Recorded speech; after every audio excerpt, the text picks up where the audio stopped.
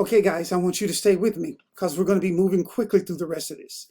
The next part that we want to be talking about after we discuss where your light and the direction of your light is coming from, we want to discuss the quality of your light. Really important.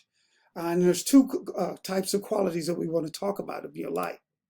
The quality of light, let me move this for you. The quality of your light is characterized as either hard or harsh. I should say it's either categorized as hard, harsh, or soft. So it's either hard lighting, which is very bright and makes your skin really hot. And when I say hot, I mean bright. Or it's soft, it's diffused all over, and you see all the details. Most photographs are taken with a kind of a soft light and maybe use a combination of these at times to create it. Now, let's talk first about soft lighting. It's diffused light. It's less contrasty, it's less defined edges, fewer dark shadows, and it's usually best for portraits in a lot of cases.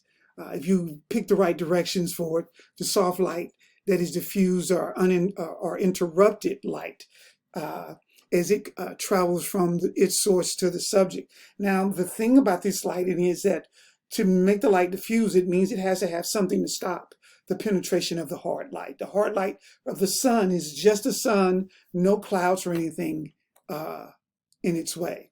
Sunlight is scattered by clouds or on an overcast day is an example of diffused lighting. So if you have a rainy day and the clouds and the sun is still shining brightly, it's going to give you the diffused look where you can see details all through the face, the mouth, you can see all over. Difficult to tell what direction the sun is coming from sometimes with a diffused light because you can't always see the shadows. The shadows are less clear.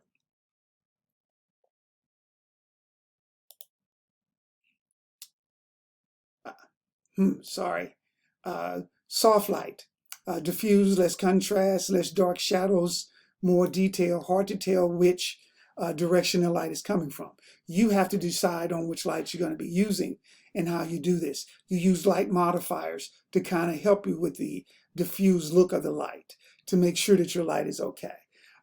These are examples, again, of very nicely diffused light. Ways of either shooting when the sun is behind the clouds, there's no shadows, the shadows are very minimal. Soft light and diffused light is more details and less shadows. As you can see, this is a less detail. This is soft lighting here on each one, as you can see the details in the face. Again, soft lighting. Now, harsh light has deep shadows, bright highlights, emphasizes the textures and the depth. It shows you the cracks in the bones of all the things that you're looking at. Harsh light travels uninterrupted from its source to the subject. This is you will see a lot of times because the shadows are going to be a lot harsher and you're going to see the darker shadows as well. These are indicators of harsh light. Again, you can see the shadows. You can see how they separate. Even though sometimes it looks like it's harsh, you look for a deep, dark shadow. If it's not a soft shadow, it means it is harsh light. The highlights are a little bit hotter, and sometimes you will see it bleed out some of the stuff, and you can't see the detail of the harsh light. A lot of the 1940 style portraits were used with harsh lighting.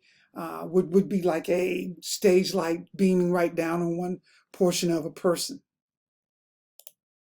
Now, the other thing I want you to understand and know about all the lighting is the ambient and available light. Sometimes you take one light and you put on a subject, but everything beyond that light is considered ambient light. All the other light that spills over from the things that are naturally there are considered